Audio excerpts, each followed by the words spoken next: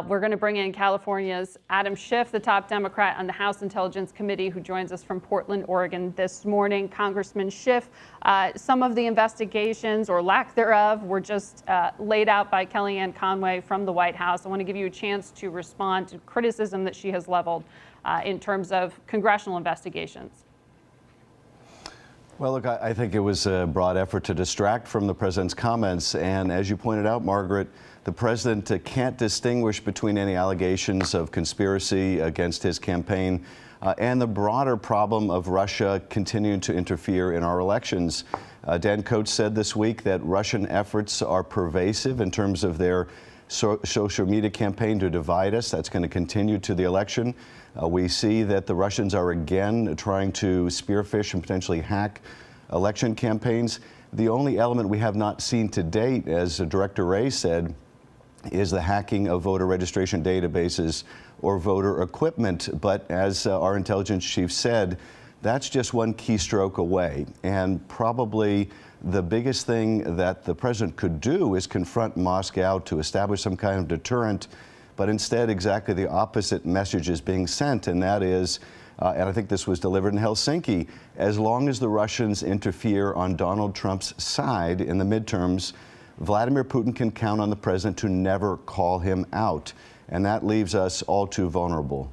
Congressman, before we go any farther, because I want to draw a distinction, since we've been saying here that some of the facts can get muddled here in the president's language. I want to make sure we're being precise in our conversation.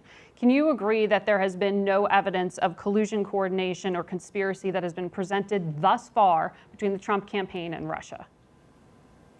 No, I don't agree with that at all. I think there's plenty of evidence of collusion or conspiracy in plain sight.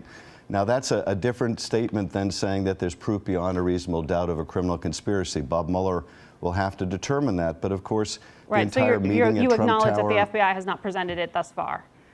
I'm drawing this distinction because this is what the White House is arguing here, that the president is drawing a distinction, that he is saying when he says hoax and witch hunt that he means one thing and that it's not really trying to disassociate himself from what his national security team says.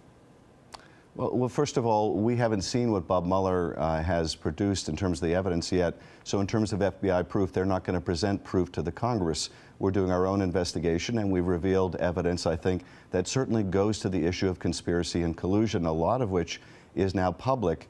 But I do think that the president continues to cast doubt on whether he accepts the fundamental conclusion that Russia intervened, whether there was a conspiracy or not. He continues to raise questions about it. Indeed, his attempt to retract his statement in Helsinki that he doesn't see why the Russians would intervene, that goes well beyond any allegations of conspiracy. So it's the president himself who's created this very muddled message. And the issue, I think, for us in the midterms is, what message is Putin hearing? Is he hearing the message that we heard from Coats and Wray and others in that press conference in the White House, or is he hearing the message of the President of the United States? And I fear that the message that the Kremlin cares most about is what they hear from Donald Trump, and that is still one of denial and cover for the Russians. Is the DNC better prepared for these November races than they were in 2016? I'm sure the DNC is better prepared, and I would imagine the RNC is better prepared, and the states are better prepared, but there's still a great deal more work to do, and I think the states still don't have the resources that they need. And sadly, we did have a vote in Congress on additional funding for the states, and that was voted down by the GOP.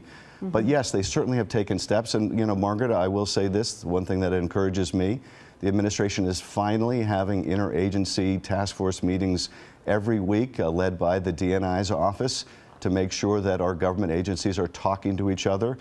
But the fact that many of us, even in leadership positions in the Congress, had to learn about Russian efforts to hack particular campaigns this cycle from a Microsoft representative speaking publicly in Aspen causes a lot of concern about whether that interagency process is really working.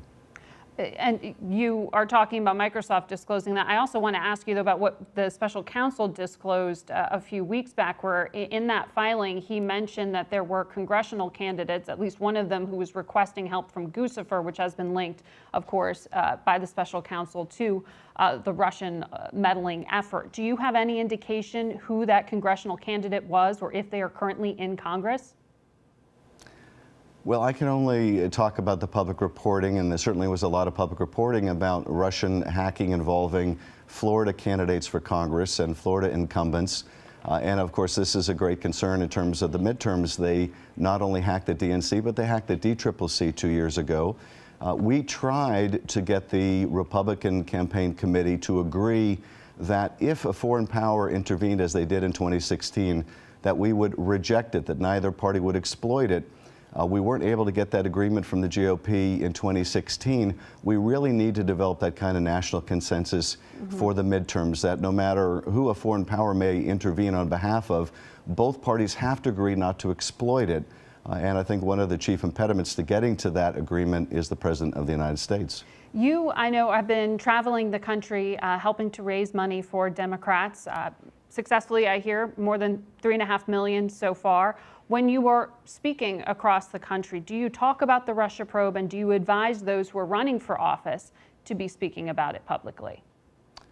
I don't advise people running for office around the country to focus on the Russia investigation. I urge them to focus on what they're going to do to put bread on the table, what they're going to do to make sure their constituents have health care. I certainly get questions about it when I travel around the country.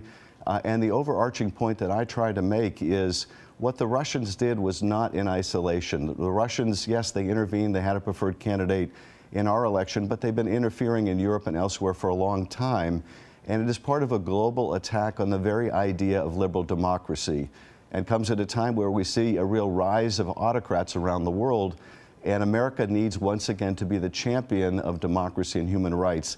And that's the context I always try to emphasize. This is much bigger than the last election or even the next election. There is a real risk to the very idea of liberal democracy right now in the world. But does it give you pause when you hear the allegations that this is viewed as a witch hunt? When you are campaigning and fundraising, does it give you pause to speak about this probe at risk of giving fodder to that argument? Well, you know, I think I feel a public responsibility, as I do on television as well as when I do in private, to try to inform the public about what Russia is doing, the risk it poses to our democracy. But also, Margaret, I frankly talk a lot more about the risk to our democracy from this administration in a lot of what you talked about with Kellyanne Conway, and that is, I think we're seeing the most comprehensive attack on the freedom of the press in the United States in memory. I think we're seeing an effort to undermine the independence of our Justice Department, to denigrate our judiciary. I talk a lot more on the campaign trail about the threat to our democracy from within than anything that the Russians are capable of doing. Congressman, thank you for joining us.